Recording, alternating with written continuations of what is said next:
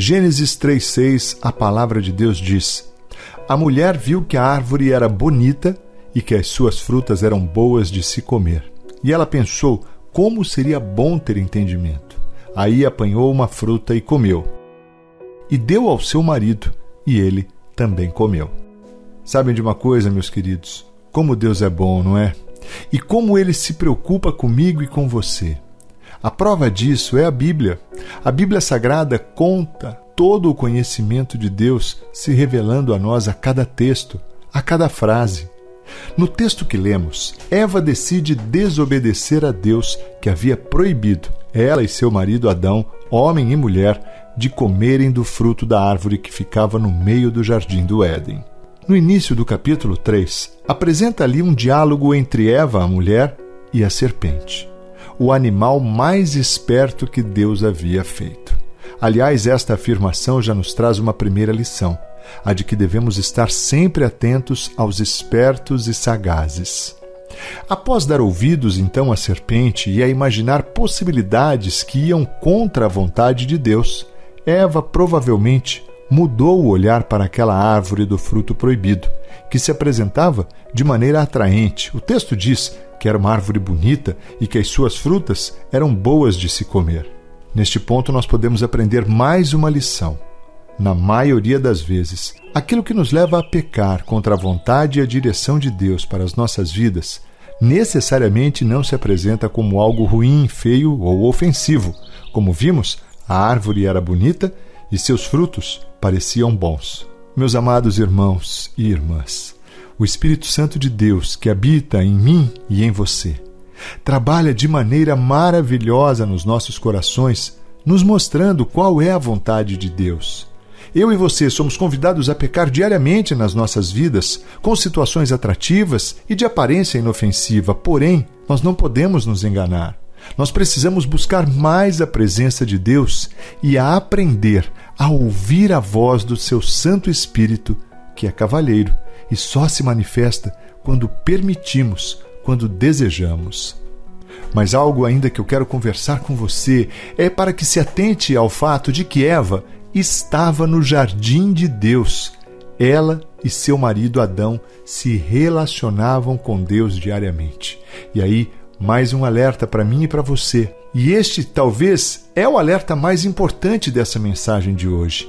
O fato de nós nos relacionarmos com Deus não nos exime, não nos tira da possibilidade de pecar, não nos tira a possibilidade de cair. Pense sobre isso. Apesar do perdão disponível para mim e para você em Jesus Cristo, nossos pecados têm consequências. Lembre-se, um coração grato e humilde tem muita eficácia na luta contra o pecado. Segundo Crônicas 33, versos 12 e 13, a palavra de Deus diz: No seu sofrimento, Manassés orou com fervor ao Senhor, o seu Deus. Cheio de humildade, ele se arrependeu diante do Deus dos seus antepassados. Deus ouviu a sua oração e atendeu o seu pedido, deixando que ele voltasse para Jerusalém e fosse rei de novo. Aí, Manassés declarou que o Senhor é Deus. Sabe, meus irmãos, esta história é maravilhosa, pois ela retrata o que muitos de nós fizemos, estamos fazendo ou faremos um dia. E a minha oração é que não façamos. Sabe, Manassés governou Israel por 55 anos, assumiu o seu reinado com apenas 12 anos de idade. Manassés pecou contra Deus, é o que diz a Bíblia. Ele era filho do rei Ezequias, que reinou sobre Israel durante 29 anos, e a Bíblia relata que Ezequias fez o que agradava a Deus. Bem, mas o nosso personagem hoje é Manassés, um homem que, quando criança, viu seu pai Ezequias governar e adorar somente ao Deus de Israel. Porém, quando se tornou rei, a Bíblia diz que ele seguiu os costumes nojentos dos povos que Deus havia expulsado das suas terras, à medida em que Israel avançava. Manassés construiu altares de adoração a estrelas, chegou a queimar seus filhos como sacrifício, consultava adivinhos, enfim, ele desagradava ao Senhor. Eu quero fazer aqui um paralelo com os dias de hoje. Às vezes nós crescemos ouvindo a palavra de Deus através dos nossos pais, passamos a vida vendo o exemplo deles de fé e retidão, seja dos nossos pais ou avós. E então, sem o menor constrangimento, de uma hora para outra, abandonamos estes ensinamentos e nos entregamos aos prazeres do mundo e às práticas que desagradam ao Senhor. Deixamos de dar a Deus o seu verdadeiro valor e o seu lugar nas nossas vidas. Foi assim que o rei Manassés agiu. E assim como Deus falou com ele através dos seus profetas, o chamando ao arrependimento, ele nos dias de hoje, o nosso Deus, também tem nos chamado. A pergunta é: você consegue perceber esse chamado? Manassés não ouviu a Deus. Então, o exército inimigo, em uma das batalhas, o levou de maneira violenta como prisioneiro para a Babilônia. No seu sofrimento, Manassés orou a Deus, como nós lemos no texto, no início, que está no 2º livro de Crônicas, que diz: no seu sofrimento, Manassés orou com fervor ao Senhor, o seu Deus. Cheio de humildade, ele se arrependeu diante do Deus dos seus antepassados. Deus ouviu a sua oração e atendeu o seu pedido, deixando que ele voltasse para Jerusalém e fosse rei de novo. Aí Manassés declarou que o Senhor é Deus. Sabe, quando nós olhamos para a história de Manassés, aprendemos que o amor e a misericórdia de Deus estão disponíveis àqueles que se arrependem com o coração cheio de humildade. Se você se sente prisioneiro ou prisioneira, escravo, assim como Manassés estava, eu quero lhe convidar a se arrepender e a orar a Deus com o coração contrito e quebrantado, o qual o Senhor Deus não rejeita, e experimentar o melhor de Deus na sua vida. A Bíblia diz que Deus permitiu que ele voltasse a reinar.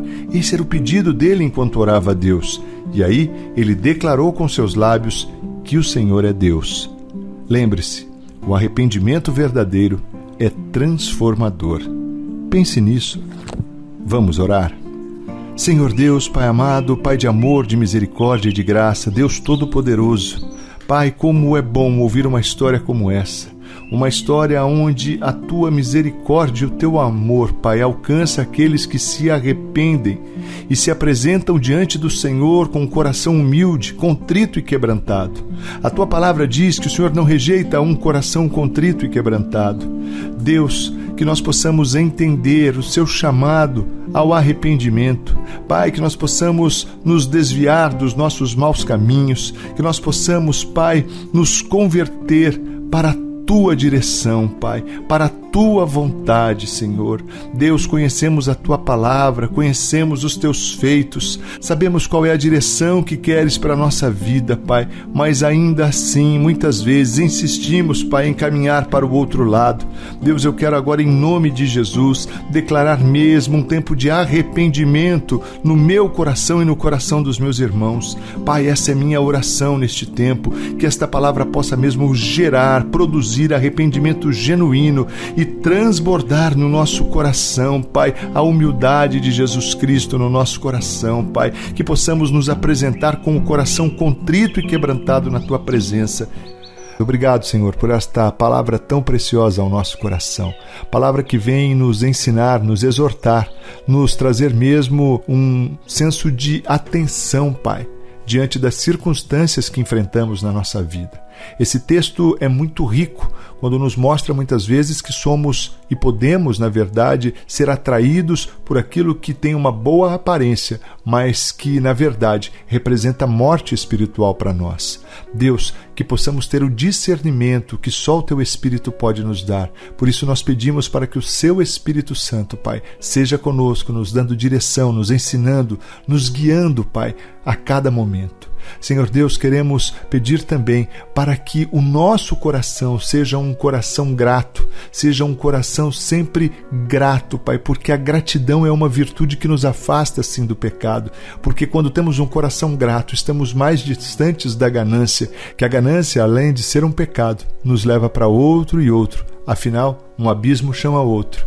Pai, nós queremos Te pedir que esta palavra possa frutificar em cada coração que a recebe neste tempo, Deus. Pedimos também, Senhor, para que o nosso relacionamento com o Senhor seja cada vez mais forte, mais profundo, Pai, mais intenso.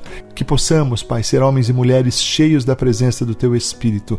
Esse é o desejo do meu coração. Eu quero declarar uma palavra de bênção, Pai, sobre cada casa, sobre cada lar, sobre cada vida que ora conosco neste tempo.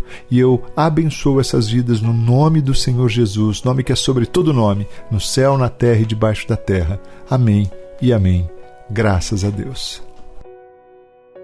Agora precisamos muito da sua ajuda. Não esqueça de curtir o vídeo e compartilhar, amém? Isso é muito importante, vai nos ajudar a alcançarmos mais vidas. Se você ainda não se inscreveu, inscreva-se agora no canal Anima Gospel e no nosso parceiro Palavra do Pai. Ative também o sininho para receber as notificações em cada vídeo postado. Deus te abençoe!